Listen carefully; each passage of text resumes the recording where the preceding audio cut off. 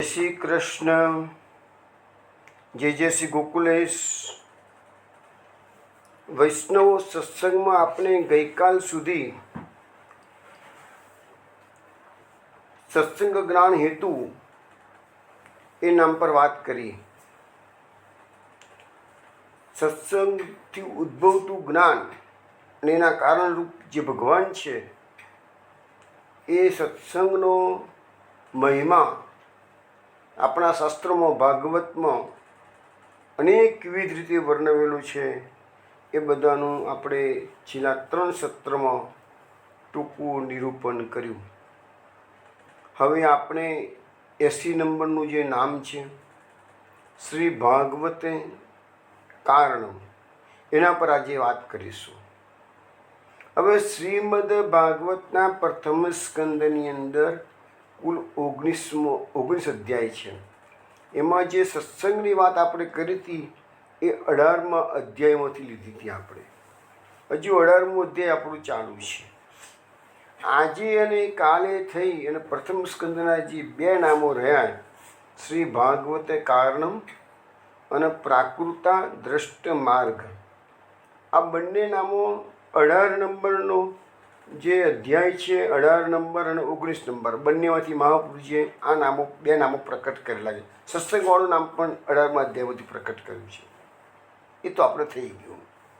પણ સત્સંગમાં 3 સત્રની અંદર જે મારી મુખ્યત્વે વાત જે કહેવાની હતી એ જ હતી કે સત્સંગ કહેવાય કોને કે સત્સંગ કર્યા પછી તમારામાં ખટકો લાગે, તમને જીવન બદલવા માટેનો જે આપણી જે રીતે જીવન જીવતા હોઈએ એમાં બદલાવ આવવો જોઈએ, તો એ સત્સંગ તમારો સાર્થક થયો. બાકી મોટાભાગે તો લોકો સત્સંગ એક કાનેથી સાંભળી એ બીજા કાનેથી કાઢી નાખે છે, તો એમાંથી એ સત્સંગનો તમને જે ખરો બેનિફિટ થવો જોઈએ નથી થતો. એટલે મુખ્ય વસ્તુ આટલું છે કે આ કથારસ જે તમને મળી રહ્યો છે એમાં તમે ઊંડા ડૂબો અને જીવનમાં આજે મોટાભાગના આપણે લોકો જે શ્રવણ કરીએ છીએ એમાંના મેજોરિટી બધા સિનિયર સિટીઝન છે. સંસારના અન્યથી પ્રવૃત્તિમાંથી નિવૃત્તિ થઈ ગયેલા છીએ. તો પછી આ સત્સંગનો થોડોક લાભ લેવાય એવો પ્રયત્ન કરો. અને મેં તમને આધુનિક એક્ઝામ્પલો પણ ઘણા કોટ કર્યા અને હજુ પણ આગળ કોટ કરીશું કે સત્સંગનો પ્રભાવથી કેટલો ફરક પડી જતો હોય છે. હવે આ શ્રી ભાગવતે કારણમ એ જે નામ મહાપ્રભુ જે મૂક્યું છે એ પરીક્ષિત રાજાની અંતિમ, આપણે પરીક્ષિત રાજાની તો બધી ઘણી કથા જોઈ અને આખું ભાગવત તો જોવા જઈએ તો પરીક્ષિતના કારણે જ થયું છે. પરંતુ એ પરીક્ષિત રાજાનું જે 16, 17, 18, 19 4 અધ્યાય પરીક્ષિત રાજાના હતા. એમાં 16 અને 17માં પરીક્ષિત રાજાએ જે રાજ્ય કર્યું, એ કલીનો નિગ્રહ કર્યો, દિગ્વિજય કર્યો, એ બધી વાતો આપણે 16, 17માં અધ્યાયમાં આવી ગઈ છે. અને 18મા અધ્યાય અને 19મા અધ્યાયમાં પરીક્ષિતનો જે અંતિમ સમય છે એની વાત આપણે કરીશું. તો આ પરીક્ષિતના જીવનમાં જે બનાવ બન્યો, આમ તો જોવા જઈએ તો આપણને બધાને કથા તો ખબર છે જ કે પરીક્ષિત જંગલમાં મૃગ્યા માટે પધાર્યા હતા. ત્યાં પેલા સમી ઋષિના આશ્રમમાં ગયા, મરેલો સાપ નાખ્યો, શૃંગી ઋષિના દીકરાએ સાપ આપ્યો. પરીક્ષિત બધું છોડીને અનશન લઈને ગંગાના કિનારે જતા રહ્યા. સુખદેવજી, ભાગવત સંભળાવ. આ ટૂંકી કથા તો આપણે બધા જાણીએ જ છીએ. પરંતુ આપણે આ જ કથા શ્રી ભાગવત કારણમ, તો ભાગવતનું કારણ શું છે? તો આ પરીક્ષિતનો જે દોષ થયો અને એના કારણે શૃંગી ઋષિ જે સાપ આપ્યો, એ સાપ આપ્યો એના કારણે પરીક્ષિતે રાજપાટ છોડ્યું. રાજપાટ છોડીને ગંગાના કિનારે જઈને બિરાજમાન થયા અને ત્યાં સુખદેવજીની પધરામણી થઈ છે અને એમાંથી શ્રી ભાગવતનો ઉદય થયો. એટલે ભાગવતની કથામૃતનું જે શરૂઆત થઈ છે એ આ કારણ છે. માટે મહાપ્રભુજી નામ મૂક્યું શ્રી ભાગવતે કારણમ. હવે આપણે શ્રીમદ ભાગવતના એ નિમિત્તના એક શ્લોકો જોઈએ, એના પરની સુબોધિનીજીનું રસપાન આપણે કરીએ. હવે પહેલો નિમિત્ત આમ તો જોવા જઈએ તો 1 થી 23 નંબરના શ્લોકમાં સત્સંગની વાત કરવામાં આવેલી હતી 18મા અધ્યાયમાં. પણ 24મા નંબરના શ્લોકથી પરીક્ષિતની કથા શરૂ થાય છે. શું કહે છે કે એકદા ધનુ ઉદ્યમ્ય વિચરન મૃગયામ વને મૃગાનનું ગત શ્રાંત તુષિત ક્ષુધિતો વૃષમ જલાશય ચક્ષાન પ્રવિવેશ તમાશ્રયમ. એટલે કે શું કે છે, એક દિવસ રાજા પરીક્ષિત શિકાર કરવા હાથમાં ધનુષ બાણ લઈને જંગલમાં ગયા. ત્યાં ગાડી હરણોની પાછળ, પશુની પાછળ દોડતા દોડતા રહ્યા. થાકેલા હતા, તરસ્યા હતા, ભૂખ્યા થયા હતા. એમને નજીકમાં કોઈ જળાશય દેખાયું નહીં અને ત્યાં એમની નજરે સમીક ઋષિનો આશ્રમ પડ્યો. એટલે સમીક ઋષિના આશ્રમમાં રાજાએ પ્રવેશ કર્યો છે. હવે આ ભાગવતનો શ્લોક મેં આપને શ્રવણ કરાવ્યો. હવે એમાં ભાગવતમાં પરીક્ષિત રાજા જ્યારે મૃગ્યા કરવા ગયા હતા અને આ બનાવ બન્યો સમીક ઋષિના આશ્રમવાળો, ત્યારે એમની ઉંમર લખી નથી, પરંતુ સ્કંદ પુરાણમાં એવો ઉલ્લેખ છે કે એ વખતે પરીક્ષિત રાજાની 60 વર્ષની ઉંમર હતી. આ મૃગ્યા કરવા ગયા હતા એની વાત છે. હવે મહાપ્રભુજી શ્રુતિઓમાં સુબોધનીજીમાં કહે છે કે શ્રુતિઓ એવું કહે છે, એટલે કે વેદો, કે જંગલમાં નાના પ્રાણીઓ સુખથી, કારણ કે જંગલમાં જે નાના નાના પ્રાણીઓ છે ને એ બધાને સિંહનો ડર લાગતો હોય, અથવા તો નાના પ્રાણીઓને મોટા પ્રાણીનો ડર લાગે. અને આપણે પેલા ભાગવતમાં એક શ્લોક આવ્યો, જીવો જીવસ્ય જીવનમ, આપણે એક શબ્દ આવી ગયો છે, પ્રથમ સ્કંદમાં જ આવી ગયેલો છે. જીવો જીવસ્ય જીવન કયામાં આવ્યો હતો? તો જ્યારે ધૃતરાષ્ટ્ર જંગલમાં વિદુરજીના કહેવાથી ગયા છે અને યુધિષ્ઠિરને ચિંતા થાય છે કે મારા કાકા જરાક સુખાશે, એટલે એ વખતે આ શબ્દ મૂક્યો છે કે જંગલમાં ભગવાને બધી વ્યવસ્થા કરેલી છે અને વૃક્ષોમાં પણ જીવ છે, તો મનુષ્યનો ખોરાક વૃક્ષો છે, એટલે જીવો જીવસ્ય જીવનમ એ વાક્ય. તો એ નાના પ્રાણીઓ હોય એ મોટા પ્રાણીઓથી ડરીને જ હંમેશા રહેતા હોય છે. એટલે લખ્યું છે કે બધા નાના પ્રાણીઓ સુખથી ઘેરાયેલા હોય. હવે એના સંગમાં રાજા તો અલ્ટિમેટલી આ હરણોનો શિકાર વધારે કરતા હોય, મૃગ્યા શબ્દ વાપરું છે, મૃગ્યા. તેમના સંગમાં રાજાનો પણ સુખ ઉત્પન્ન થયો. તેથી તે રાજા થાકી ગયા, ભૂખ્યા થયા, તરસ્યા થયા, દેહમાં વિકળતા આવી. આમ રાજામાં 3 દોષ, આમાં પ્રભુજી સુબોધની સમજાવે છે, રાજામાં 3 દોષ ઉત્પન્ન થયા. લખે છે કે રાજામાં આ દોષો કેમ ઉત્પન્ન થયા? તો કારણ કે નાના નાના પશુઓ જે શોકગ્રસ્ત હતા એની પાછળ એ પડેલા હતા, એટલે એની અસર આપણે સાદી ભાષામાં કહીએ ને તો દુસંગને સંગ તેવો રંગ, સંગની અસર થવા મળી છે.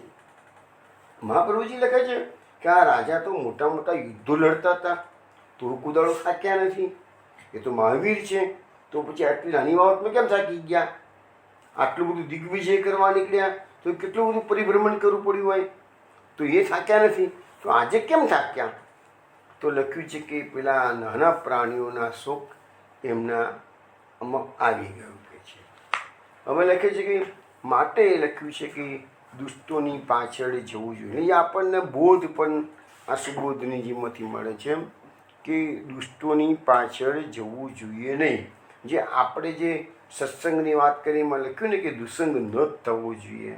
તો દુસંગ, તમે દુષ્ટ પુરુષોની પાછળ જાઓ તોય દુસંગ લાગે, એમનો સંગ કરો તોય દુસંગ લાગે છે.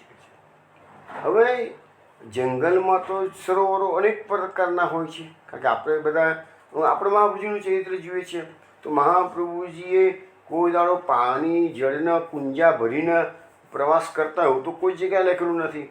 બધી જગ્યાએ જળાશયો, કૂવા, તળાવ, વાવ બધી જગ્યાએ એ જમાનામાં હતા જ. અને અત્યારે તો બધું દૂષિત છે, કારણ કે ઇન્ડસ્ટ્રીયલાઇઝેશન થઈ ગયું છે. માટે એ જમાનામાં તો એ જંગલના જે વાવ, કૂવા, તળાવો એ બધું નિર્મળ જળથી ભરેલું હતું. નદીઓ પણ પાણીથી ભરપૂર રહેતી હતી. તો પછી સવાલ આવ્યો કે એમને તરસ લાગી તો કોઈ જળાશય શોધી કાઢવું જોઈએ. પણ અહીંયા મહાપ્રભુજી સમજાવે છે સરોવરો પણ દેવતા રૂપ હોવાથી રાજાના દોષ ઉત્પન્ન થવાનો હતો, એટલે બધા જળાશયો તિરોહિત થઈ ગયા. દેવતા રૂપ છે જળાશયો, એટલે તો એ બધા તિરોહિત થઈ ગયેલા છે. શ્રી મહાપ્રભુજી કહે છે કે જેમનામાં દોષ ઉત્પન્ન થઈ જાય છે એને સત્પુરુષના દર્શન થવા છતાં પણ સદબુદ્ધિ પ્રાપ્ત થતી નથી. હવે આ એક્ઝામ્પલ આપણે આપીએ દુર્યોધનનું, કે દુર્યોધન કાયમ માટે ભીષ્મ પિતામહ, વિદુરજી, આ બધાનો સંગ હતો જ ને. દ્રોણાચાર્ય, કૃપાચાર્ય, આ બધા ધાર્મિક પુરુષો હતા, બધાનો સંગ હતો. પણ એ દુર્યોધનમાં દોષ, જન્મજાત દોષ હતો. એટલે સત્પુરુષના દર્શન થવા છતાં પણ દુર્યોધનને સદબુદ્ધિ થઈ નથી. એવી રીતે અહીંયા સમીક ઋષિના આશ્રમમાં ગયા, સંત પુરુષના દર્શન કર્યા છે, છતાંય પરીક્ષિતની અંદર જે દોષો આવી ગયા હતા એના કારણે પરીક્ષિતને સદબુદ્ધિ પ્રાપ્ત થઈ નહીં. મહાપ્રભુજી લખે છે કે સન્નિપાતના રોગીને ઘી પાવામાં આવે તો તે મરી જાય છે. એવું આપણા આયુર્વેદ કહે છે કે સન્નિપાતનો રોગી હોય એને ઘી નહીં પીવડાવવું. હવે એ ઋષિના આશ્રમમાં પ્રવેશ કર્યો તો ત્યાં શું થયું? તો લખે છે કે દદર્શ મુનિમાસીનમ શાંતમ મિલિતલોચનમ પ્રતિરુદ્ધેન્દ્રિય પ્રાણ મનોબુદ્ધિ ઉપારતમ. હવે એ 3 શ્લોકો સાથે લીધેલા છે. એનો અર્થ કહું છું કે રાજાએ આશ્રમમાં જઈને જોયું તો સમીક મુનિ આંખો બંધ કરીને શાંત બેઠા છે.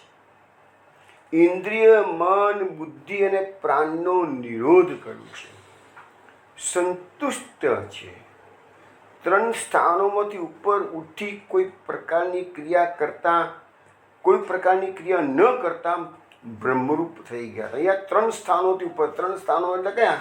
આપણા જીવનમાં 3 તબક્કા આવે છે: જાગ્રત અવસ્થા, સ્વપ્ન અવસ્થા અને સુષુપ્તિ અવસ્થા. એટલે અહીંયા બ્રહ્મરૂપ થઈ ગયા. એનો અર્થ એવો છે કે એ જાગ્રત પણ નથી, સુષુપ્ત પણ નથી, સુષુપ્તિ પણ નથી, અને એનાથી ચોથી તુર્ય અવસ્થા એટલે કે સમાધિ.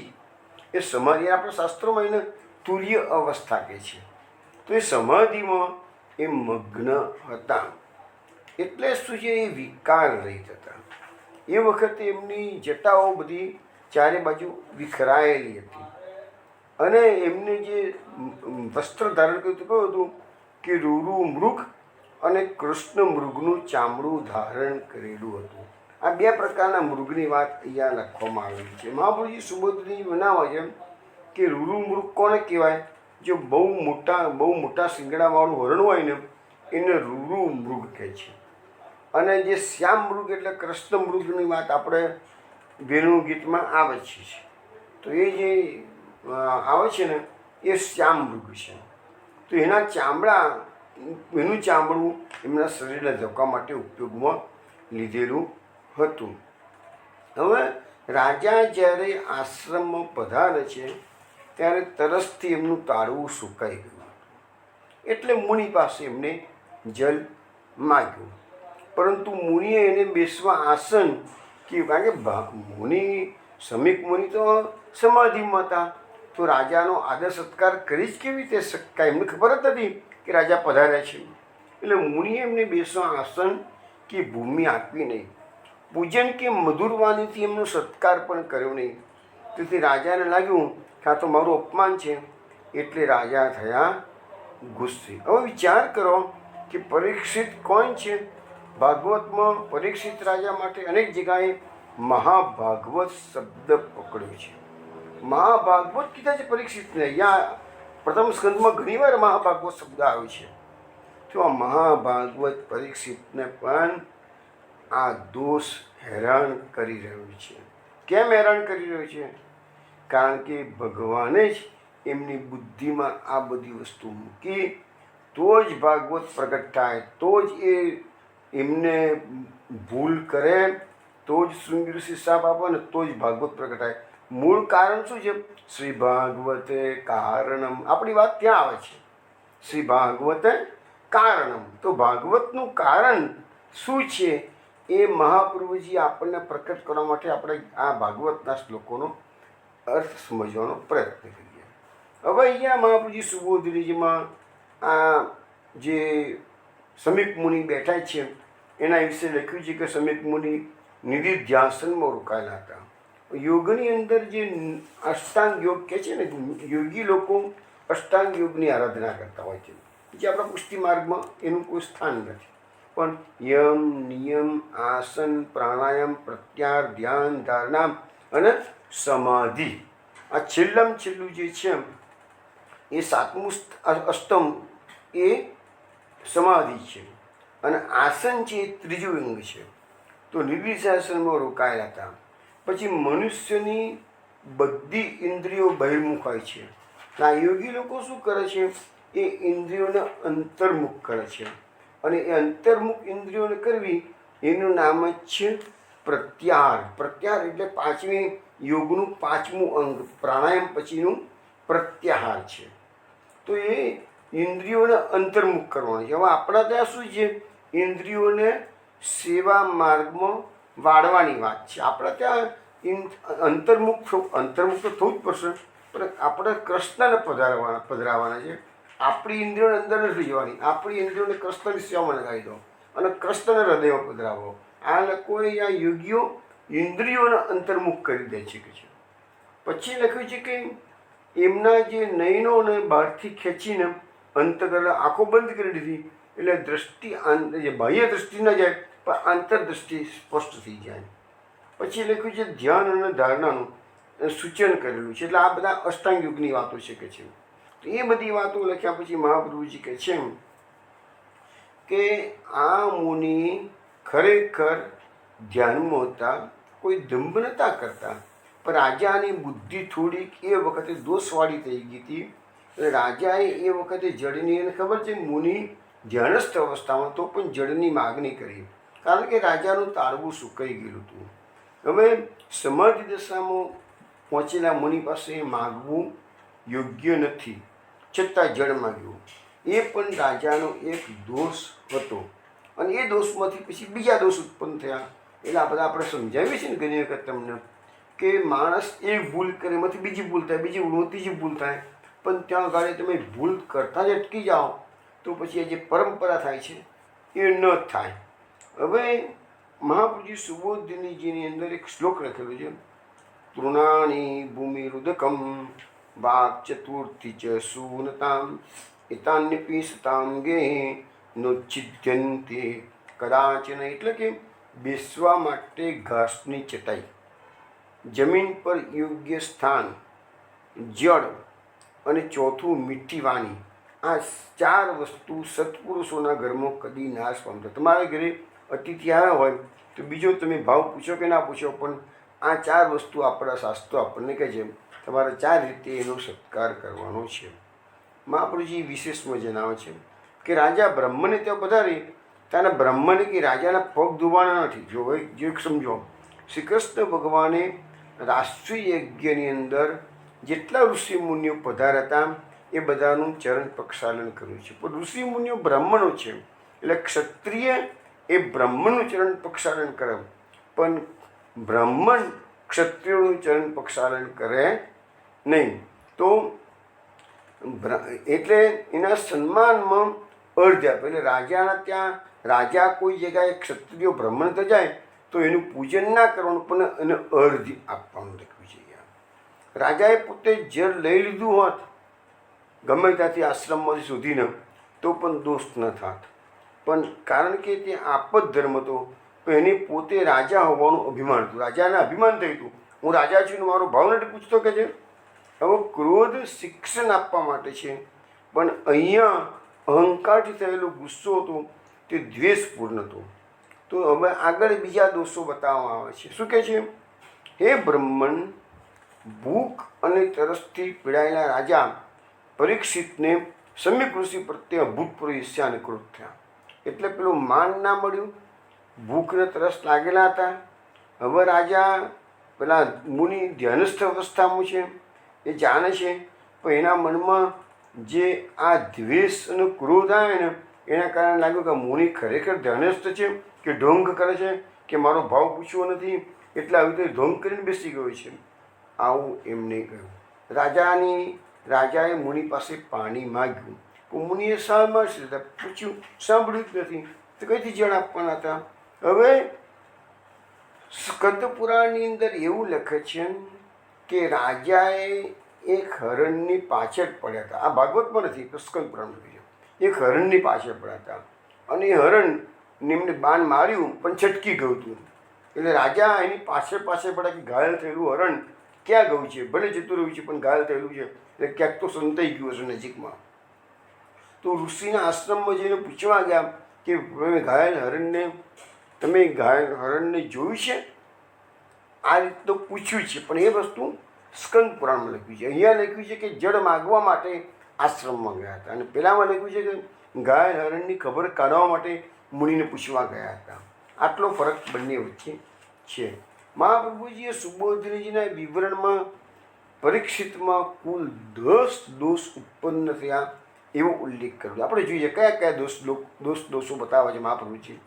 તો નાના પ્રાણીઓનો સંગ અને તેથી રાજામાં શોક ઉત્પન્ન થયું. નાના પ્રાણીઓ તો ગભરાયેલા જંગલમાં ફરતા હોય, તો રાજા એની પાછળ ફરતા તો એની અસર એને થઈ, સંગ દોષ થયો. પછી રાજા થાકી ગયા હતા, રાજા તરસ્યા અને ભૂખ્યા હતા. આ 3 દોષ થયા. પછી ચોથો દોષમાં લખ્યું છે સરોવરો તિરોહિત થઈ ગયા હતા. સરોવર તો ઘણા હોય પણ રાજાના ખરા સમયે સરોવરો દેખાય, કારણ કે આ બધું શ્રી ભાગવતે કાઢ્યું. પછી લખ્યું છે યાચના કરવી તે પણ એક દોષ છે. એટલે રાજાએ મુનિ પાસે જળ માગ્યું તો એ દોષ છે કે છે. પછી કહે છે કે અલબ્ધ તૃણ, એટલે કે એક દોષમાંથી બીજો દોષ ઉત્પન્ન થયો, એ પણ દોષ છે કે છે. અવજ્ઞાતમ એવ, એટલે પોતાનું અપમાન થયું છે એવું રાજાએ માન્યું, તે 7મો દોષ થયો. પછી રાજાએ કલ્પના કરી કે રાજાએ કોપ કર્યો, એટલે રાજાએ કલ્પના કરી કે જાણી જોઈને મને આવું કરે છે એટલે કોપ કર્યો, એ 8મો દોષ થયો. પછી લખ્યું છે કે એક તો કોઈ સમય ઉત્પન્ન થયો હતો એવો મત્સર, એટલે બ્રહ્મનો પ્રત્યે રાજાઓ કોઈ ઈર્ષાનો ભાવ ના લાવે, તો આજે એનામાં ઈર્ષા ઉત્પન્ન થઈ, એ દોષ થયો. મન્યુ, એટલે અહંકારથી ઊભો થયો. અહંકાર તો હું રાજા છું અને મને ભાવ નથી પૂછતો કે છે. તો એવી રીતે મહાપ્રભુજી સુબોધનીજીમાં 10 દોષોનું વર્ણન કરેલું છે. પછી શું લખ્યું છે કે જેમ આ પ્રમાણે ગુસ્સાથી રાજા વિવેક ભૂલી ગયો. હવે જો એક વસ્તુ આખી થિયરી છે ને, હું નથી લેતો ત્યાં થિયરી, પણ ગીતામાં આખી આ થિયરી સમજાવેલી છે. ક્રોધમાંથી મૂઢતા જન્મ છે, મૂઢતામાંથી બુદ્ધિ નાશ થાય છે અને સ્મૃતિ વિભ્રમ થાય છે. સ્મૃતિ વિભ્રમમાંથી બુદ્ધિ નાશ થાય છે અને બુદ્ધિ નાશમાંથી સર્વસ્વ નાશ થાય છે. માણસ જ્યારે ક્રોધ કરે છે ને, તો ગોકુળના જ્યાં 24 વચનામૃતમાં પણ આવે છે, તો એના એ ચાંડાલનું સ્વરૂપ છે. ક્રોધ કર્યા પછી માણસે સ્નાન કરવું, એવું ગોકુળના જે લખેલું છે. તો અહીંયા રાજા પણ ક્રોધમાં ગુસ્સામાં આવી ગયો છે, એટલે ક્રોધના કારણે એનામાં મૂઢતા આવી ગઈ, એટલે વિવેક ચાલ્યો ગયો. એટલે રાજાએ શું કર્યું, પોતાનો ગુસ્સો ઠાલવવા માટે તો નજીકમાં એક સર્પ મરેલો હતો. એ મરેલા સર્પને ધનુષ્યની બાણની જે અણી છે એનાથી ઊંચો કરી અને એને મુનિના ખભા પર લટકાવી દીધો, અને પછી એ પોતે પોતાના રાજ્યમાં પાછા ચાલ્યા ગયા. રાજાનો દોષ ઘણો, તો આટલું જ કારણ કે તરસ લાગી. સર્પને પોતે અડક્યા નથી, પણ બાણની નોકથી ઊંચો કરી અને બી મરેલો સર્પ, પોતે સર્પ માર્યો નથી. પણ કેટલીક જગ્યાએ એવી કથા આવે છે કે ત્યાં સર્પને માર્યો છે. આમ જોવા જઈએ તો જો પરીક્ષિત રાજાએ સર્પને માર્યો હોય તો આમ ભલે આપણે હિંસા કહીએ, પણ ઋષિના આશ્રમમાં ઋષિ સમાધિષ્ઠ થઈને બેઠેલા હતા અને સર્પ એને કરડી જાત તો પ્રોબ્લેમ ઊભો થાત. એટલે જો જીવતા સર્પને માર્યો હોય તો પણ એ વસ્તુ તો યોગ્ય જ હતી કે તેમને ઋષિને બચાવી દીધા. પણ અહીંયા તો ભાગવતમાં તો એવો કોઈ ઉલ્લેખ નથી. ભાગવતમાં તો કહે છે કે ભાઈ મરેલો સર્પ ત્યાં પડ્યો તો ઋષિએ પોતાના ધનુષ્યની બાણની અણીથી એને ઊંચો કરીને એના ગળે લટકાવી દીધો છે. આમાં રાજાએ કલીને સ્થાન આપવાનો જે દોષ કર્યો હતો, એટલે જ રાજામાં આજે આમાં પૂજ્ય બ્રાહ્મણનો તિરસ્કાર કરવાની બુદ્ધિ થઈ. હવે મહાપ્રભુજીએ જ્યારે આપણે કલી નિગ્રહ કરતા જોયું હતું ને, તે વખતે મહાપ્રભુજીએ સ્પષ્ટ લખ્યું હતું સુબોધનજીમાં કે કલીએ એના સરને આવવાના બહાને, ચરણ સ્પર્શ કરવાના બહાને, પગે લાગવાના બહાને એના ચરણોમાં પોતાના અંગનો સ્પર્શ કર્યો છે.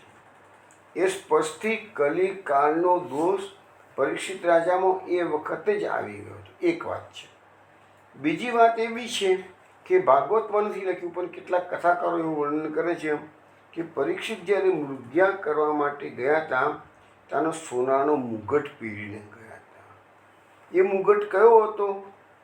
તો જરાસંઘના રાજા, કેદી રાજાઓને ભગવાને માર્યા તાને જે સદેવ એનો છોકરો, જરાસંઘનો છોકરો સદેવ, એ સદેવે ઘણું દ્રવ્ય શ્રી કૃષ્ણ ભગવાનને ભેટમાં આપ્યું. કારણ કે અમે રાષ્ટ્રીય યજ્ઞ કરવાનો હતો એટલે બધેથી ભેટો જ લીધેલી અમને. તો એમાં જરાસંઘનો મુગટ પણ આવી ગયો અને એ મુગટ એમના ખજાનામાં પડેલો હતો. આજે પરીક્ષિત રાજા, બધા ભાગવતમાં નથી, કથાકારો વર્ણન કરે, કોઈ પુરાણની વાત હશે કદાચ. એટલે એ પરીક્ષિત, એક તો જરાસંઘનો અધર્મી રાજા, એનો મુગટ, પાછું સોનામાં હાથે કરીને પરીક્ષિતે કળિયુગને સ્થાન આપ્યું, એ પણ દોષ.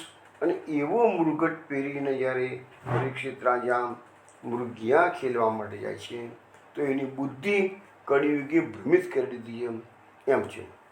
હવે આગળ શું કહે છે કે ઋષિનું માથું બ્રહ્મરૂપ, એટલે મરેલો સાપ એને ખભા ઉપર જ નાખ્યો છે.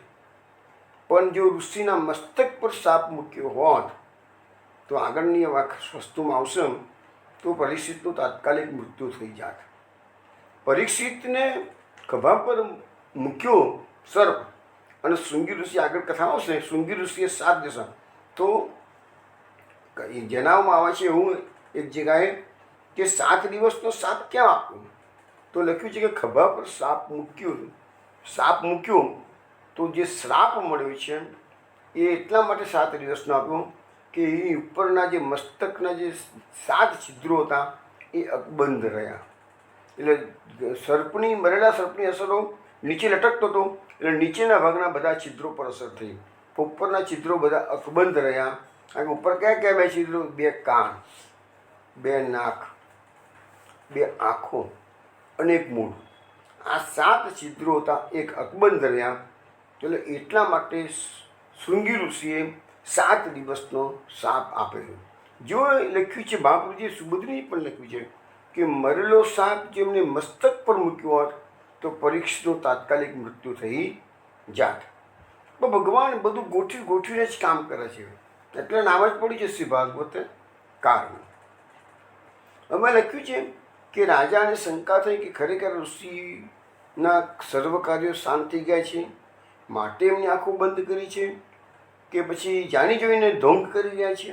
આ પરીક્ષિતને એક શંકા ઉત્પન્ન થઈ અને એટલા માટે એ શંકાથી એમાં મૂઢતા આવી અને મૂઢતાના કારણે એમણે આવું કાર્ય કર્યું છે. હવે આ કાર્ય કરી એ તો રાજધાની પાછા આવી ગયા, પોતાના ઘરે આવી ગયા છે, મહેલમાં આવ્યા છે. મહેલમાં આવ્યા પછી એમને પસ્તાવો પારોપાર થાય છે, એ વાત આપણે પછી કરીએ. હવે આ બાજુ વનમાં શું કરે છે? જ્યારે સમીક ઋષિ સમાધિ અવસ્થામાં હતા ત્યારે એમનો એક દીકરો હતો, એનું નામ હતું શૃંગી. તમને ખબર હશે કે આપણા બધા મોટાભાગના ઋષિમુનિઓ ગ્રસ્ત જીવન કાઢતા હતા, જંગલ મરે, તપસ્યા કરે અને ત્યાં પણ એમનો સંસાર હોય. તો હવે તમે કોઈ પણ ઋષિની વાતો તમે સાંભળો ને, જમદગ્નિ, રેણુકા છે, એની બધી વાતો આપણા 9મા સ્કંદમાં આવે છે, પરશુરામની વાતો આવે. તો બધા ગ્રસ્ત જીવન જીવતા હતા. તો સમીક ઋષિનો છોકરો જે શૃંગી હતો એ વખતે પોતાના ભાઈબંધો સાથે ત્યાં ગાડી કૌશિકી નદીના કિનારે ખેલતો હતો. નાનું બાળક હતું. પણ આ સમીક ઋષિના આશ્રમમાં આવો બનાવ બની ગયો એ તે વખતે કોઈ છોકરો જોઈ ગયો હશે. ભાગવતમાં એ છોકરાનું નામ એ શૃંગી ઋષિનો ભાઈબંધ હતો, પણ ભાગવતમાં એ સમીક ઋષિના ભાઈબંધનું નામ આપેલું નથી, પરંતુ સ્કંદ પુરાણમાં આપ્યું છે કે એનું નામ હતું કૃષ.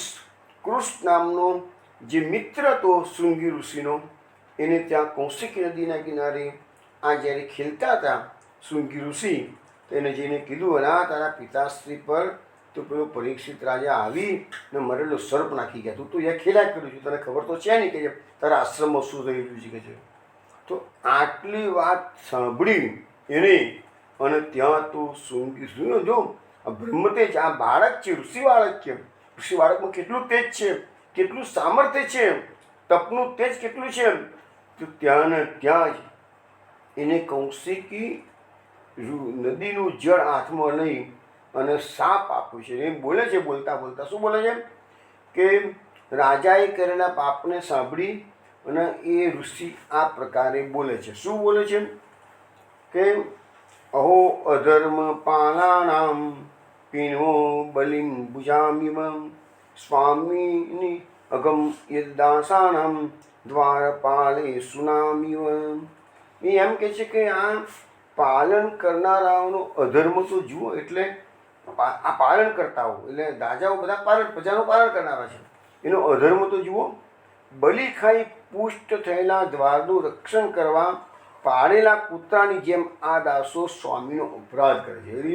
અહીંયા રાજા અને આ નાના બાળકે પણ કેવી ભૂલો કરી છે કે રાજા માટે પાળેલો કૂતરો એવા શબ્દો વાપરે છે.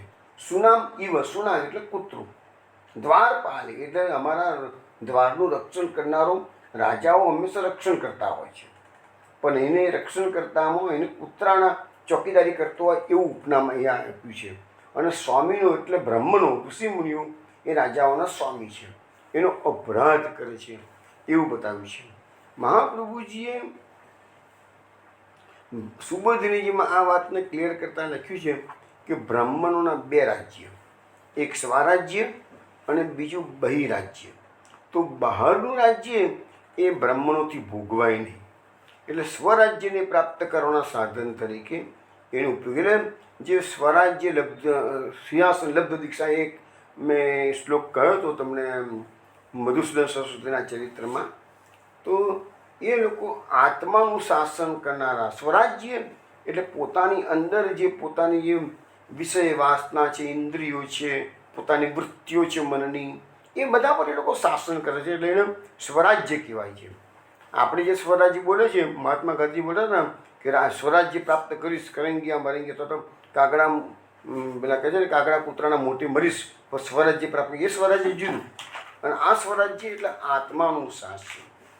તો હવે એ બહારનું રાજ્ય તો અમે કે ક્ષત્રિયોને આપી દીધેલું છે બ્રાહ્મણોએ, કે ભાઈ તમે સાચવું છો કે છે. બ્રહ્માજીએ ભૂમિ બનાવી પહેલાં સૃષ્ટિની ઉત્પત્તિ વખતે તો એને કશ્યપ ઋષિને આપી હતી. તેવી રીતે પરશુરામ અને રઘુનાથજીએ પણ ભૂમિ બ્રાહ્મણોને આપી.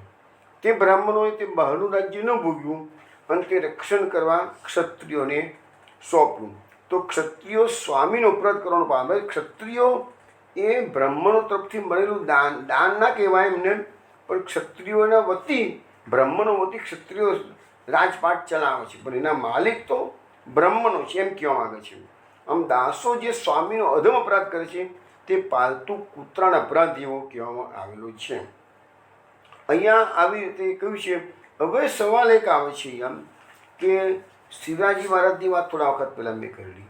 તો શિવાજી મહારાજના સેમ પ્રસંગમાં પણ આવું જ બન્યું છે કે એક વખત સમર્થ રામદાસ શિવાજી મહારાજના ત્યાં ભિક્ષા માગવા આવ્યા, પછી ઉપદેશ કર્યો તો શિવાજી મહારાજને વૈરાગ્ય જાગૃત થયો. એટલે શિવાજી મહારાજે એમના ભિક્ષા પાત્રમાં ચિઠ્ઠી લખીને મૂકી દીધી કે મારું આખું રાજ તમને દાન કરી દઉં છું. હવે માલિક કોણ થયા?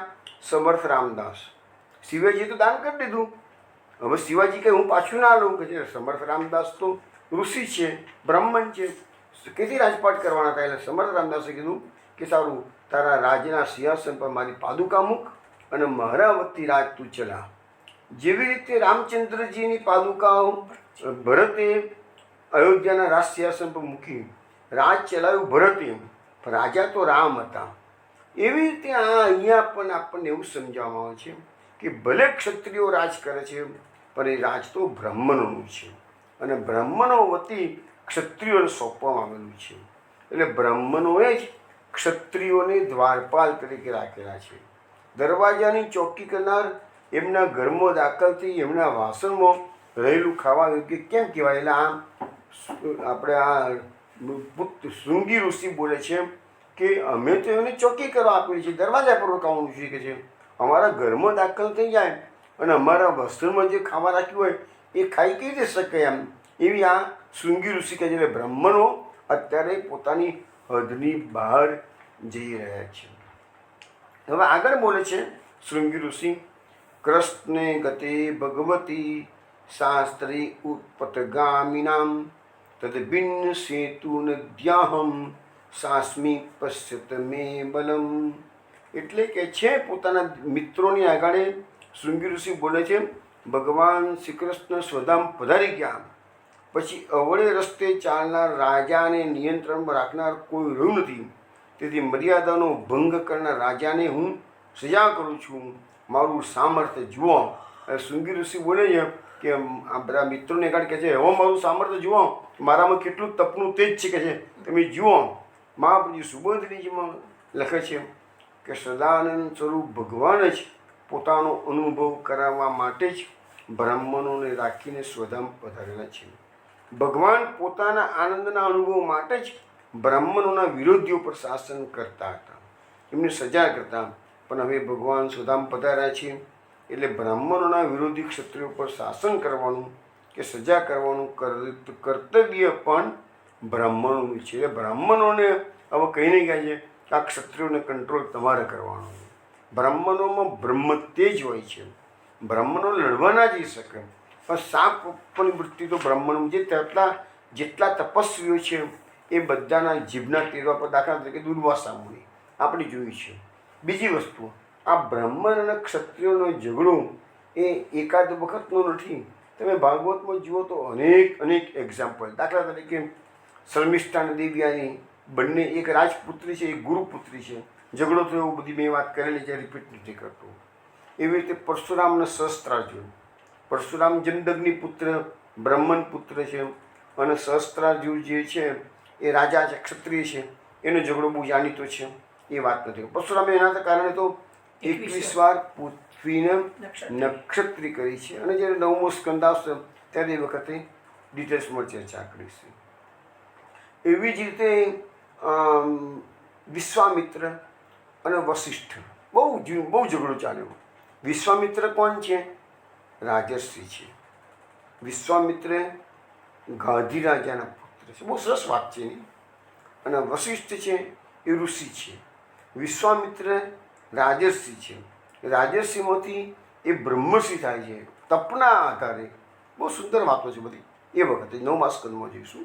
પણ એ ઝઘડો જે છે બ્રાહ્મણો અને ક્ષત્રિયોનો, એ વૃષપર્વા રાજા, એની દીકરી શર્મિષ્ઠા, શુક્રાચાર્યની દીકરી દેવયાની, તો એ રાજા અને ગુરુ વચ્ચે પણ આ બાબતમાં થોડી તકરાર તો છોકરીઓની છે, બહેનપણીઓની છે. એમાં વૃષપર્વાનો ત્યાગ શુક્રાચાર્ય કરે છે. એ બધી વાત આવે છે 9મા સ્કંદની અંદર.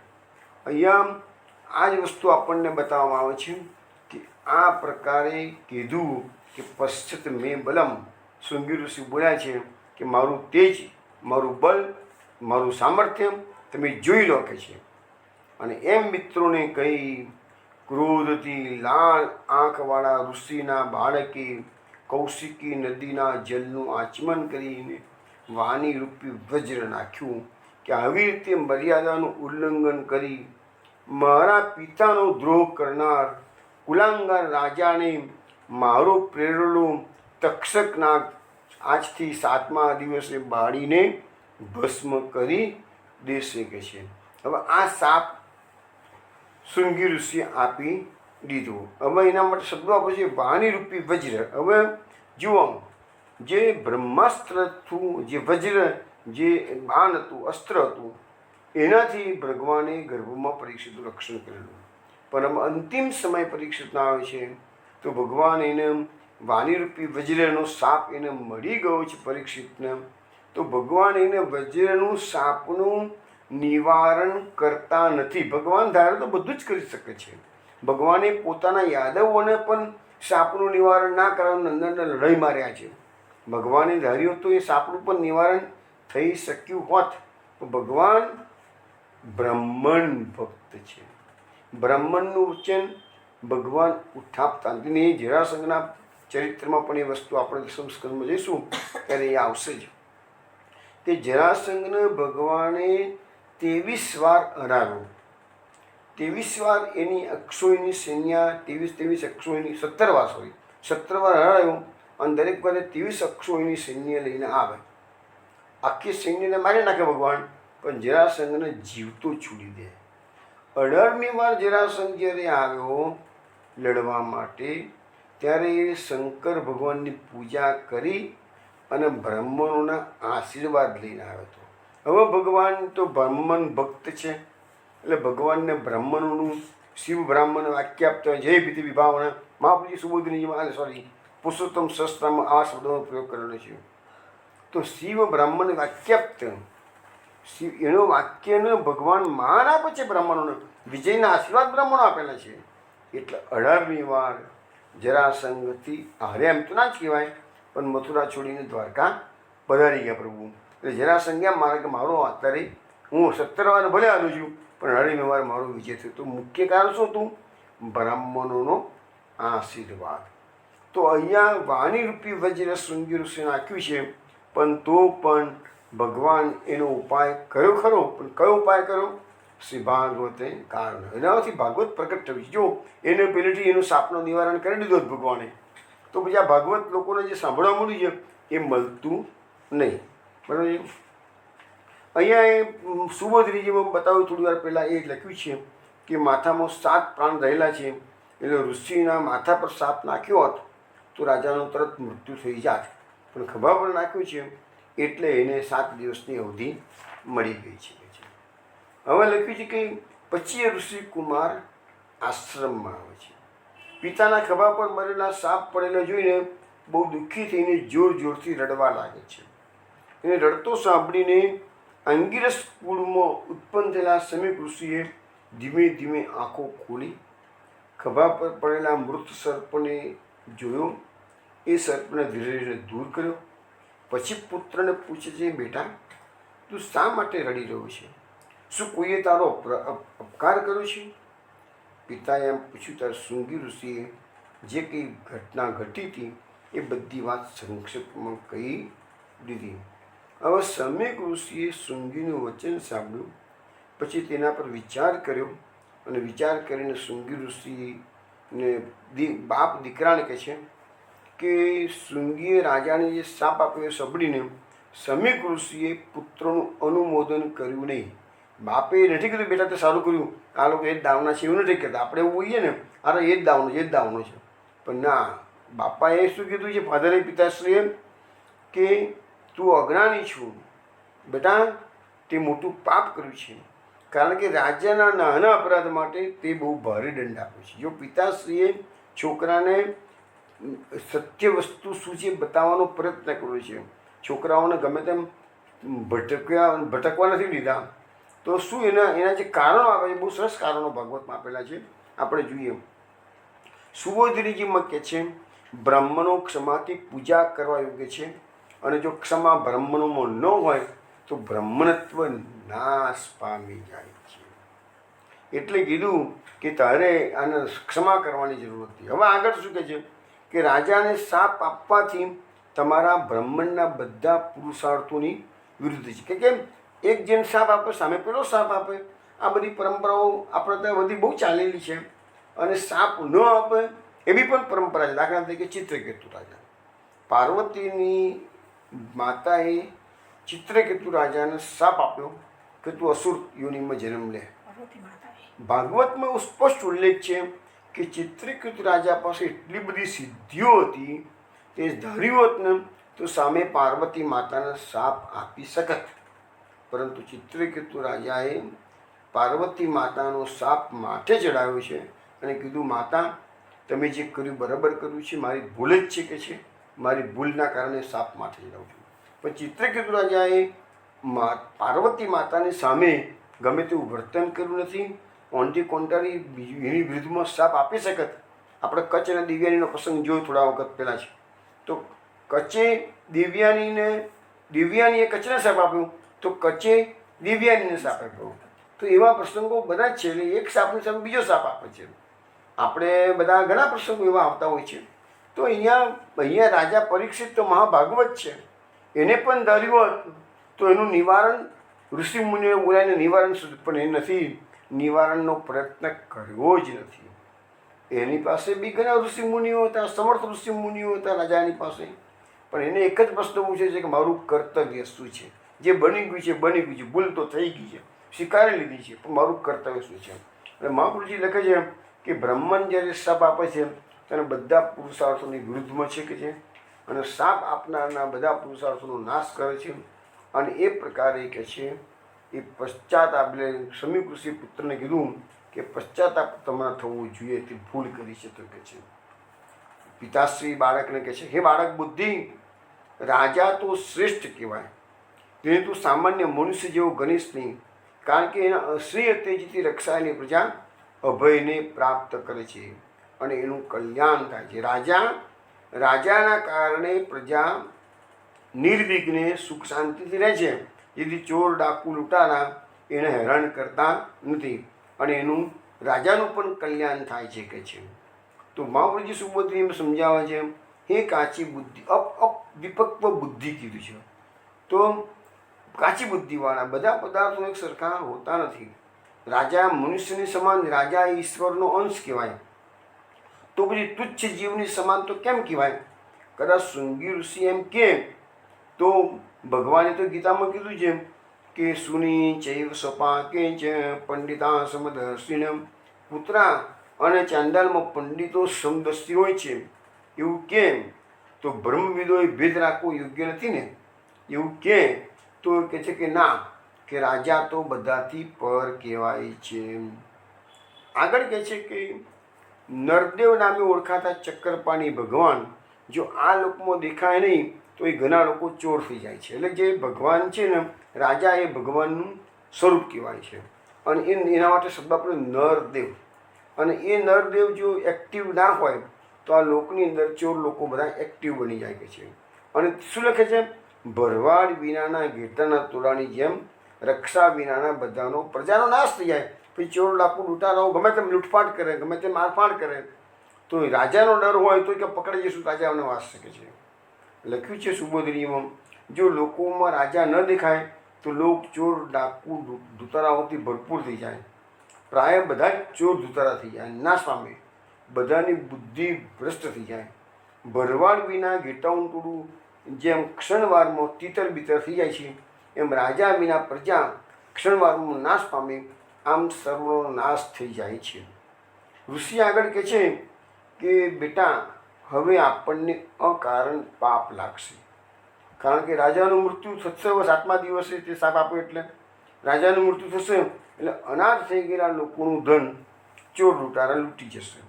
એમાં ચોરો ઘણા છે, એવા લોકોમાં મનુષ્યો, હવે ચોરો ઘણા હોય એટલે એકબીજાને હત્યા કરવાના કે છે, બધા એકબીજાને ગાળો દેશે અને બધાના પશુ સ્ત્રી અને ધનને હરી જશે. એ બધું પાપ કે છે હવે આપણને લાગશે. જો એક નાનો છોકરો ભૂલ કરે છે તો બાપ એને કેટલું સરસ સમજાવે છે. સમીક ઋષિ સમજાવે છે શૃંગી ઋષિને કે તારા શાપ દેવાથી, સુબોધનીમાં તારા શાપ દેવાથી પાપોનો ડુંગર આપણી પાસે આવી ગયો. આપણે કોઈ પાપ તો કર્યું નથી, પણ તારા શાપના પરિણામે વિના કારણે આપણને આ પાપ ભોગવવું પડશે કે છે.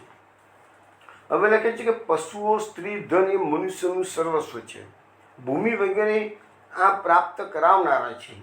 તો આ ત્રણેય લૂંટાઈ જાય તો કામથી ભોગ કરવા યોગ્ય બધાનો નાશ થાય છે. હવે સમીક ઋષિ આગળ સમજાવે છે, આવું બનશે તો મનુષ્યોમાંથી આર્ય ધર્મ નષ્ટ થઈ જશે. વર્ણાશ્રમના આચાર વિચારયુક્ત વેદ ધર્મનો નાશ થવાથી માત્ર અર્થ અને કામમાં આસક્ત ચિત્તવાળા મનુષ્યોથી કૂતરા અને વાંદરા જેવી વર્ણ સંકર પ્રજા ઉત્પન્ન થશે. જો એક ભૂલ કેટલો બધો અનર્થ કરી શકે છે, એની આખી સિક્વન્સ અહીંયા આપણને સમજાવવામાં આવેલી છે. મહાપ્રભુજીએ શું સમજાવવા છે સુબોધનીજીમાં આના શ્લોકમાં, કે ધર્મનો નાશ થતાં લોકો અર્થ અને કામની પ્રાપ્તિમાં આસક્ત થઈ જશે. અધર્મને કારણે વર્ણ સંકર પ્રજા ઉત્પન્ન થશે. લાજ રહિત ઉપભોગ કરનાર દુસંગી મનુષ્યો, એના માટે કૂતરાનું દૃષ્ટાંત આપ્યું છે. પશુઓમાં વંશ પરંપરાની જાણકારી હોતી નથી, એટલે કોણ કોનું પુત્ર અને કોણ કોનું પિતા એ પશુઓમાં હોતું. આપણે મનુષ્યમાં હોય પિતા પુત્ર મા ભાઈ બહેન બધું, પશુઓમાં હોતું જ નથી. પશુઓની અંદર ભોગ વૃત્તિ જે હોય છે ને એ ગમે તેની સાથે વિષય ભોગ કરી શકે છે, એવું એ મહાપુરુષજી જણાવે છે કે છે. તો એ પશુઓના જેવી આ બધી સૃષ્ટિ ઉત્પન્ન પછી વર્ણશંકર પ્રજાની વાત કરેલી છે કે છે એમ. તો કહે છે કે વાંદરાનું ઉદાહરણ આપ્યું છે, કૂતરાનું ઉદાહરણ આપ્યું છે. એટલા માટે આપેલું છે કે ગામની અંદર જે હોય એ કૂતરા હોય છે, ગામના પશુઓ, અને જંગલના પશુઓમાં વાંદરાનું દૃષ્ટાંત આપ્યું છે. એટલે બંનેની માફક અહીંયા વર્ણશંકર પ્રજા ઉત્પન્ન થશે. એટલે વર્ણશંકર પ્રજાની વાત જ્યારે આવે છે તો એનાથી કેટલા બધા અનર્થ થાય છે એનું નિરૂપણ ગીતાજીમાં અર્જુને પણ ભગવાને સમક્ષ પ્રકટ કર્યું છે. ગીતાની અંદર જે પ્રથમ અધ્યાય છે અર્જુન વિષાદ યોગ, એ અર્જુનને લડવાની જરાય ઈચ્છા નથી. એને એમ થયું કે આટલા બધા લાખો લોકો યુદ્ધના મેદાનમાં ઊભા છે અને અમે યુદ્ધ કરીશું તો આ બધા મરી જશે, અને આ બધા મરશે તો આટલી બધી લાખોની સંખ્યામાં આના સ્ત્રીઓ બધી વિધવા થશે, તો એના કારણે કેટલો બધો સમાજમાં અનાચાર ફેલાશે. તો એનું નિરૂપણ અર્જુને શ્રી કૃષ્ણ ભગવાન સામે જે કર્યું છે એ હું તમને સમજાવું છું. અર્જુન બોલે છે કુલક્ષયે પ્રણશ્યંતિ કુલધર્મા સનાતના ધર્મે નષ્ટે કુલમ કૃષ્ણમ અધર્મો બી ભવતી ઉત્તમ. એટલે કહે છે કે જો કેટલી સિક્વન્સ બતાવે અર્જુન આપણે સમજવા જેવી છે. કુળનો નાશ થતાં સનાતન કુળ ધર્મો નષ્ટ થઈ જશે. ધર્મ નાશ પામતા સમસ્ત કુળમાં પાપ ખૂબ જ ફેલાઈ જાય છે. હે કૃષ્ણ, પાપ ઘણું વધી જતાં કુળની સ્ત્રીઓ અત્યંત દૂષિત થઈ જાય છે. અને હે વાસને, જ્યારે સ્ત્રીઓ દૂષિત થઈ જાય છે ત્યારે વર્ણશંકર પ્રજા જન્મે છે. વર્ણશંકર અત્યારે તમે જુઓ ને તો વિદેશમાં લોકો જાય છે અને અમેરિકન સ્ત્રીઓ સાથે લગ્ન કરે છે કે બીજી ગમે તેવી સ્ત્રીઓ સાથે લગ્ન કરે છે, તો એ બધી પ્રજા વર્ણશંકર જ કહેવાય. વર્ણશંકર પ્રજાના કારણે કેટલું નુકસાન જાય છે જો ગીતાકાર આપણને સમજાવે. જુઓ, વર્ણશંકર સંતતિ કુળના હરનારાઓની તથા કુળને નરકમાં લઈ જવા માટે હોય છે. વર્ણશંકર પ્રજા પિતૃને નરકમાં લઈ જાય છે, આ ગીતાકાર બતાવે છે. પિંડ અને તર્પણ ક્રિયાથી વંચિત એમના પિતૃઓ પણ અધોગતિને પામે છે. હવે વર્ણશંકર પ્રજા થઈ ગયેલી હોય એટલે એ લોકો આજે વિદેશમાં એવું છે, કોઈ પિંડદાન થતું તર્પણ ક્રિયા ક્યાં કરવા હતા. અહીંયા તો ત્રિવેણી સંગમના નદીઓ પવિત્ર જળાશયો હોય છે, તો તગાડે આ પિંડદાનની બધી વિધિ થતી હોય છે, તો ત્યાં ક્યાં કરવા જવાના હતા. તો લખ્યું છે પિંડ અને તર્પણ ક્રિયાથી વંચિત એમના પિતૃઓ અધોગતિને પામજો. સંતાનો પિતાની પાછળ આ શાસ્ત્ર વિધિ પ્રમાણે ક્રિયા નથી કરતા તો એ અધોગતિની વાત ગીતા સમજાવે છે. એટલે આપણે આ વસ્તુ સમજવાની જરૂર છે કે આ જે શ્રાદ્ધ તર્પણની જે વિધિ છે એ શાસ્ત્રોક્ત છે અને કરવી જોઈએ, ગીતામાં સમજાવેલું છે. હવે લખ્યું છે કે આ વર્ણશંકરકારક દોષોથી કુળ ઘાતીઓના સનાતન કુળ ધર્મો અને જાતિ ધર્મો સમૂળગા નષ્ટ થઈ જાય છે. એટલું જ નહીં પણ એ જનાર્દન જેમના કુળ ધર્મો સમૂળગા નષ્ટ થઈ ગયા હોય એવા મનુષ્યોનો અનિશ્ચિત કાળ સુધી નરકમાં વાસ થાય. જો ગીતામાં લખ્યું જમે જ્યારે કુળ ધર્મો નષ્ટ થઈ ગયા હોય, શ્રાદ્ધ તર્પણની ક્રિયા ન કરે તેવા પિતૃઓને અનિશ્ચિત કાળ સુધી નરકમાં વાસ થાય છે, એમ અમે સાંભળતા છે. આ અર્જુનની વેદના શ્રી કૃષ્ણની સામે એની પ્રથમ અધ્યાયમાં જે પ્રગટ કરી છે એ મેં આપની જોડે વર્ણન કર્યું. તો આ આપણી જે શાસ્ત્રોની વાતો છે તર્પણ વિધિની બધી, તમે એક વસ્તુ ખ્યાલ હશો વૈષ્ણવો કે આપણા હિન્દુ સનાતન ધર્મની અંદર આ બધી વસ્તુ છે, પણ પારસી લોકોમાં આ વસ્તુ નથી, જૈન લોકોમાં નથી. એ લોકો શ્રાદ્ધ તર્પણની વિધિ જૈન લોકો પણ કરતા નથી. અને એટલા માટે હું કેટલાક પ્રસંગો જાણો અત્યારે નથી કહેતો, ક્યારેક કહીશું, પણ જૈન લોકોમાં મેક્સિમમ પ્રેત થાય છે. જ્યારે આ અગ્નિ સંસ્કારની વિધિ થતી હોય કે શ્રાદ્ધ તર્પણની વિધિ ન થતી હોય, અગ્નિ સંસ્કાર તો થાય છે જૈન લોકોમાં, પણ પારસી લોકોમાં અગ્નિ સંસ્કાર નથી થતા. પારસી લોકો ડેડ બોડીને પેલા ગીધડાને ખાવા માટે કૂવામાં નાખી દે છે, ગીધડા ખાય છે. અને એક પ્રસંગ મેં તમને કદાચ કીધો નહીં હોય તો ક્યારેક કહીશું કે પારસી પ્રેતનો પ્રસંગ હતો ઉદ્ધાર આપણી હિન્દુની. પારસી લોકો હિન્દુની વિધિને માનવાની મુશ્કેલી ત્યાં છે. પારસી લોકો હિન્દુની વિધિને માને નહીં, અને પારસીઓ પ્રેત થાય તો એ ભોગવવાનું તો એ પ્રેતને જ આવે છે, એને તો લાખો વર્ષો કે હજારો વર્ષો સુધી એ પ્રેતોની ભોગવવી પડે છે. તો એક સત્ય ઘટના એ બનેલી છે હનુમાન પ્રસાદ પોદારની, એ પછી કહીશું. આજે આપણે ભાગવત કારણમાં દેવું છે આપણે એટલા. અને જૈન લોકોમાં પણ અનેક પ્રેતો બનેલા છે, આ બી કિસ્સા મેં જાણેલા છે. પણ એટલે કહેવાનો મતલબ કે આ વસ્તુ આપણી શાસ્ત્રોક્ત છે, એટલે એ તમારા વંશવાસને સમજાવજો કે તમારી પાછળ જ્યારે બી આ પરિસ્થિતિ નિર્માણ થાય તો આ બધું અમે તો માનતા નથી એમ કરીને એને રિજેક્ટ ના કરી નાખે. આ વસ્તુ જરૂરી છે. ગીતામાં લખે છે, ગીતાને તો દરેક માનવી જ પડશે ને. પછી લખ્યું છે આગળ કે રાજા પરીક્ષિત ધર્મનું પાલન કરનારો, ચક્રવર્તી મોટા યશવાળો, સાક્ષાત ભગવાનનો મોટો ભક્ત, રાજર્ષિ, અશ્વમેઘ યજ્ઞ કરનારો, ભૂખ્યો તરસ્યો થાકેલો અને દિન બદલા તે રાજાને આપણે શાપ આપવો યોગ્ય. રાજા આવ્યા છે, રાજા એને એ વખત તરસા હતા, થાકેલા હતા, ભૂખ્યા હતા, એટલે એને આવું કામ કર્યું છે. પણ એને જે અપરાધ કર્યો છે એના પ્રમાણમાં એનો દંડ ઘણો મોટો તે બેટા આપી દીધો. મહાપ્રભુજી સુમંતની જેમ કહે છે કે ભક્તિ માર્ગથી પણ રાજા પૂજનીય છે. કેમ?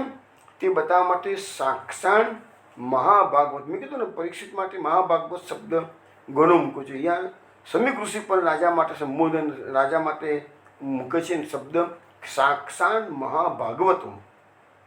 પછી બીજાઓ તો ગુરુ દ્વારા ભગવાનથી અંગીકૃત ભક્તો હોય, રાજા પરીક્ષિત તો સ્વયં ભગવાન જ ગુરુ છે. બીજા બધા આપણે ભક્તિ માર્ગમાં પ્રવેશ કર્યો તો આપણા ગુરુદેવે આપણને બ્રહ્મ સંબંધ દીક્ષા આપી તાણ થયું છે. પણ અહીંયા તો રાજાના ગુરુ કોણ છે? તો સ્વયં ભગવાન જ ગુરુ છે. તેથી સાક્ષાત મહાન ભગવત ભક્ત છે. પછી રાજા વૈદિક રીતે પણ પૂજનીય છે. કેમ? કે વેદના અર્થનું પાલન કરનાર અને મંત્રના પ્રત્યક્ષ દર્શન કરનાર છે. પછી કર્મ માર્ગની દ્રષ્ટિએ પણ રાજા પૂજ્ય છે, કારણ કે એને અશ્વમેઘ યજ્ઞો કરેલા છે. પછી લૌકિક રીતે પણ રાજા પૂજનીય છે. આ તે પિતાશ્રી દીકરાને સમજાવે છે કે રાજા બધી રીતે પૂજનીય છે. માટે કહે શ્રુતૃત શ્રમયુત, રાજા ભૂખ્યા તરસાન થાકેલા હતા તો શૃંગીએ બધી વાત શૃંગી ઋષિએ કહેલી બધી વાત ઋષિએ યોગ બળથી જાણી લીધી અને તરસને લીધે એનું તાળવું સુકાઈ ગયું હતું. તેથી તે દીન થઈ ગયા હતા, માટે એને અપરાધ કર્યો હતો. બાકી રાજા સર્વ રીતે પૂજ્યનીય હતા, માટે બેટા એને શાપ આપવો યોગ્ય હતો નહીં. હવે ઋષિ વિચારે છે કે ભક્તનો દ્રોહ કરવાથી ભગવાન ગુસ્સે થયા. ભક્તનો દ્રોહ થયો છે તો ભગવાનને ગમશે નહીં, તેથી સર્વનાશ થવાનો ડર લાગવાથી હવે ભગવાનને, હવે સમીક ઋષિ ભગવાનને પ્રાર્થના કર. શું કહે છે? આપણા પાપ રહિત ભક્તોમાં કાચી બુદ્ધિવાળા આ બાળકે જે પાપ કર્યું છે તો ભગવાન તમે એને ક્ષમા કરો. આપ તો સર્વના આત્મા. જો પિતાશ્રી છોકરાના અપરાધ માટે પ્રભુને વિનંતી કરે છે કે આ નાદાન બાળકે આટલી ભૂલ કરી છે, તમે એને માફ કરી દો. હવે જુઓ અહીંયા સાપ અપાઈ ગયો છે. સમીક ઋષિ પણ સામર્થ્યવાન છે, પણ એમ નથી કહેતા કે સાપનું નિવારણ હું કરું છું. છોકરાની વાતને અનુમોદન એક રીતે આપ્યું છે, છતાં છોકરાને સલાહના પણ ઘણા શબ્દો કહેલા છે. હવે આગળ આવે છે કે તિરસ્કૃત, ઠગાયેલા, શાપિત, અપમાનિત અને તાડિત હોવા છતાં ભગવાનના ભક્તો સમર્થ હોવા છતાં બદલો લેતા. જો ભગવાનના ભક્તોને કેટલા ગુણગાન ગાય છે ભાગવત, કે ભગવાનના ભક્તો ક્યારે પણ આવા બનાવો બન્યા તો પણ બદલો લેવાની ભાવના હોતી નથી. અને બ્રાહ્મણને કેટલું માન આપે છે કે બ્રાહ્મણનો સાપ માઠી ચડાવે છે. પુરાણમાં એક કથા આવે છે કે દુર્વાસા ઋષિ એક વર્ષ શ્રી કૃષ્ણ પાસે જાય છે ને દ્વારકામાં, તો દુર્વાસા ઋષિને ખીરનું ભોજન કરાવે છે અને પોતાની એટલી ખીર છે એ ભગવાનને કહીને તારા શરીર પર ચોપડ છે. બોલો આ, અને ભગવાન એ દુર્વાસા ઋષિનું માન રાખે છે અને પોતાના આખા શરીર પર એ ખીર, એથી ખીર, જુઠ્ઠી ખીર આખા શરીર પર ચોપડે છે. પણ ભગવાનના પગના તળિયામાં એ ખીરનું ચોપડી નથી. દુર્વાસા ઋષિ જોઈ ગયા કે કૃષ્ણએ મારી વાતને પૂરેપૂરી માની નથી, એટલે કીધું રાજન, સોરી, શ્રી કૃષ્ણને કહે છે ભગવાન તમે તમારા પગના તળિયામાં ખીર મૂકી નથી, કહે છે મને ખ્યાલ છે કે છે તમે એટલો ભાવ બાકી જાઓ, તમારા ત્યાંથી જ તમારા બાણ વાગશે, તમારું મૃત્યુ થશે. તો ભગવાન ઋષિઓના સાપને કેટલું માણ આપે. શું ભગવાન સમર્થ હતા? તો પણ શ્રી કૃષ્ણ ભગવાન એ દુર્વાસાનો જે સાપ હતો કે તમે ખીરને પગમાં તળિયામાં ચોપડી નથી, ત્યાં બાણ વાગશે અને તમે મરશો કે છે. તો કેવું સત્ય વચે. તો આ બધી વસ્તુઓ છે કે ભગવાનના ભક્તો બ્રાહ્મણોનો ખૂબ માણ આપે. વૃત્રાસુરની વાત મેં થોડી વાર પહેલાં કરી કે વૃત્રાસુરમાં બધી સિદ્ધિઓ હતી, તો પાર્વતી માતાને શાપ આપ્યો નથી. પછી લખે છે કે સુદજી કહે છે કે પુત્રે કરેલા અપરાધથી દુઃખી થયેલા મહામુનિ સમીક ઋષિએ રાજાને પોતાનો અપરાધ કર્યો હતો એનો પણ વિચાર કર્યો. રાજાએ અપરાધ કર્યો હતો પણ સમીક ઋષિએ એનો વિચાર કર્યો નથી કે છે. અહીંયા સુબોધનીજીમાં કહે છે કે પાપ તો બીજા એમના પુત્ર શુંગીએ કર્યું હતું, છતાં તેનો આટલો બધો પશ્ચાતાપ કરવા લાગ્યા. સમીક ઋષિએ શાપ નથી કર્યો, પાપ કોણે કર્યું છે? શૃંગી ઋષિએ કર્યું છે રાજાના વર્તનના બદલામાં. પણ સમીક ઋષિને ઘણો પસ્તાવો થયો છે. ભગવાને પણ એ વાતને અનુચિત માની હતી. એમ ભગવાનના હૃદયની વાત જે જાણી ગયા, કારણ કે તે હવે સમીક ઋષિને ખબર પડી ગઈ કે આ વસ્તુ ભગવાનને ગમી નથી. રાજાએ એમના ખભા પર મૃત શાપ નાખ્યો, પણ મુનિએ મનથી પણ એ અપરાધનું સ્મરણ કર્યું નથી. તે પરંપરાથી પાપ ભીરુ હતા. જો આવા મોટા ઋષિ મુનિ છે તો પણ પરંપરાથી પાપ ભીરુ હતા. ભગવાનના હૃદયનું સમીક મુનિને જ્ઞાન હતું અને અન્યનો દોષ જોનાર ન હતા, માટે મહામુનિ હતા. મુનિએ રાજાનો અપરાધ ન જોયો, પણ પોતાના પુત્રનો દોષ એમને દેખ્યો. એટલે પુત્રને જે ઠપકો આપવો જે આપ્યો, હવે એનું નિવારણ શું થાય છે એની વાત આપણે કાલે કરીશું. અહીંયા આપણો 18મો અધ્યાય પૂરો થઈ ગયો છે અને 19મો અધ્યાય આવતીકાલે આપણે લઈશું. છેલ્લો આવતીકાલે 19મો અધ્યાય છેલ્લો છે અને આવતીકાલે આ ભાગવતનું કારણનું જે બાકીનું છે એ પૂરું કરી અંતર પ્રાકૃતા દ્રષ્ટ માર્ગ એ નામ પણ કાલે પૂરું કરી દઈશું. કાલે 19મો અધ્યાય પણ પૂરો થઈ જશે. કદાચ 5-10 મિનિટ વધારે લાગે તો કાલે લાગવા દો, પણ કાલે આપણે પહેલો સ્કંદ પૂરો કરવાનો છે. અને વૈષ્ણવ એક વસ્તુ તમને સમજાવી દઉં કે આવતા વીકમાં સોમવારથી સીધા 10મ સ્કંદ હું શરૂ કરું છું. હવે બીજા વચ્ચે 9-8 સ્કંદ બાકી રહેશે, એ પાછળથી લઈશું જો આપણે જીવતા હોઈશું તો. પણ ત્યાં સુધી આપણે 10મ સ્કંદમાં કદાચ વર્ષ ઉપર તો નીકળી જશે કદાચ, અને ભગવાનની શું ઈચ્છા છે તો ભગવાનને ખબર. પણ એક વર્ષમાં આપણે 10મ સ્કંદ પૂરો કરવાનો પ્રયત્ન કરીશું. પણ 10મ સ્કંદનું રસપાન તો મારે તમને બહુ સારી રીતે કરાવવું છે, કારણ કે મહાપૂજ્ય સુબોધની 10મ સ્કંદમાં બહુ વિસ્તૃત લખેલી છે. અસખાની વાણી પણ ઘણી છે અંદર. એટલે આપણે બધાનું સુંદર રીતે રસપાન કરીશું અને બાકી વિશેષ વાતો કાલે કરીશું. જય શ્રી કૃષ્ણ. જય શ્રી કૃષ્ણ.